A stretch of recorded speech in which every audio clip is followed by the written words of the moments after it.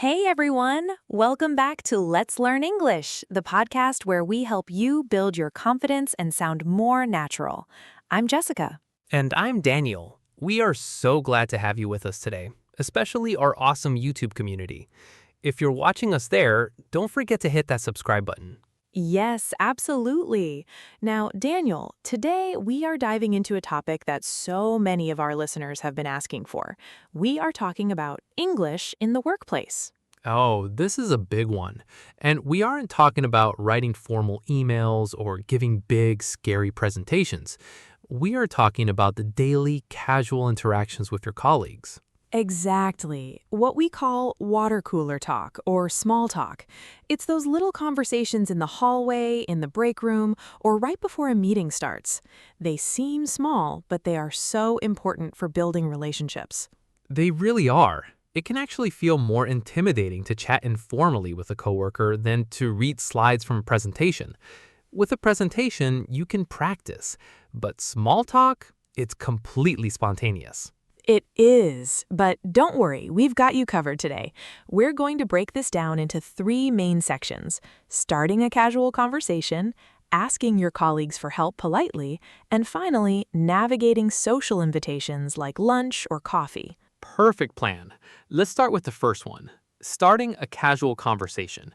Imagine you're in the break room making a cup of tea or coffee, and your colleague walks in. What do you say, Jessica? Well, the classic starting point is always the weekend, especially if it's Monday or Friday. If it's Friday, you can ask, "Any plans for the weekend?" It's short, friendly, and very common. I love that one. And if it's Monday, you just flip it. How was your weekend? Or did you do anything fun over the weekend? It's an easy way to show interest without being too nosy. Right, and what if it's in the middle of the week, like a Wednesday? You can't really ask about the weekend yet. What's a good phrase for midweek, Daniel? Ah, the Wednesday hump day. You can say something like, "How's your week going so far?" Or, "Are you having a busy week?" It acknowledges the work context but keeps it friendly. That's supernatural. And here's a little secret for our listeners.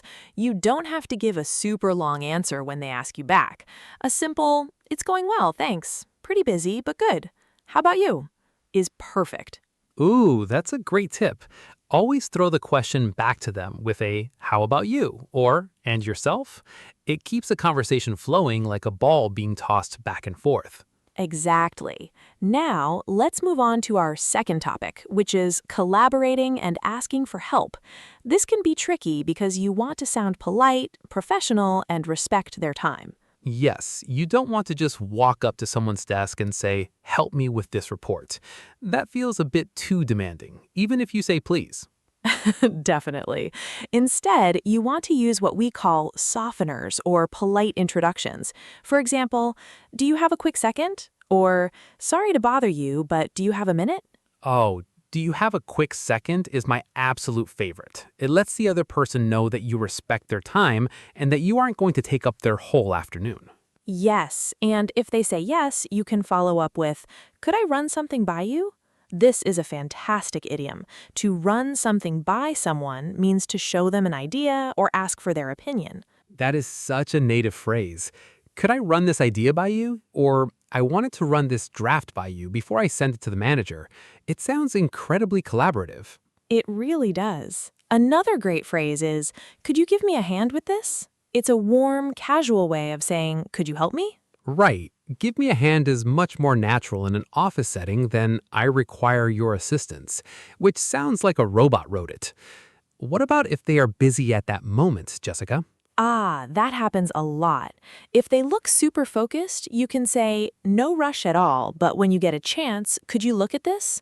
Or, "Whenever you have a moment, I'd love your feedback." Those are perfect because they take the pressure off. It shows you're a team player who understands that they have their own deadlines. Exactly. And speaking of deadlines, let's talk about how to follow up on something. Sometimes you are waiting for a colleague to send you a file, and you need to remind them.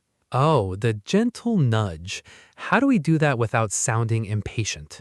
You can start with, "I just wanted to check in on," or "just wanted to touch base about." For example, "Hi Sarah, just wanted to touch base about the budget files. Let me know if you need anything from my end." Touch base is a classic office idiom. It just means to contact someone to get an update. It sounds so friendly and collaborative. It really does. It's much softer than saying, "Where are my files?" Definitely. Now let's move to our third section, socializing and office etiquette.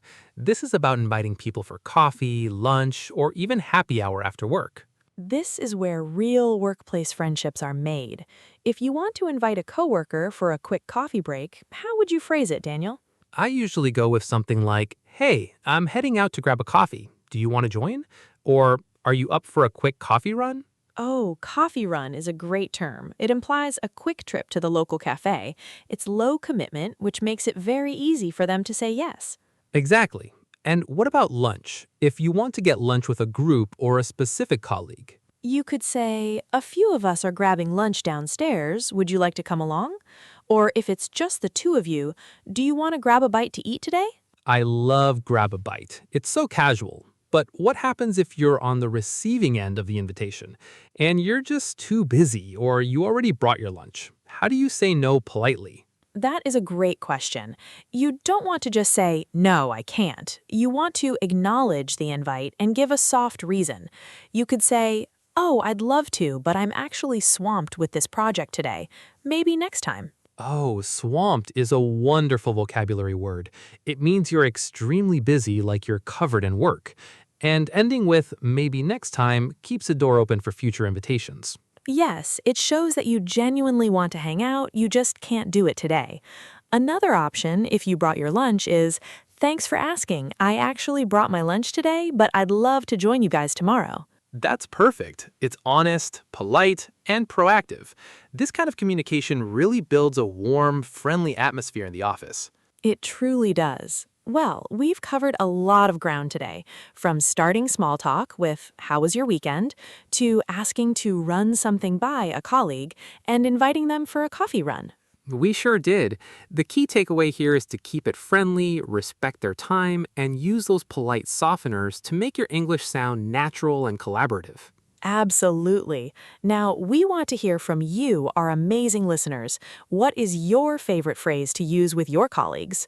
Or is there a situation at work that you find tricky to navigate in English? Yes, leave us a comment on our YouTube channel. We read all of your comments and we might even use your question for our next episode. If you enjoyed this episode, please subscribe, give us a thumbs up, and share it with a friend who is also learning English. Your support means the world to us. Thank you so much for tuning in to Let's Learn English. Have a great day at work, try out these phrases, and we will see you in the next episode. Bye, everyone. Happy learning.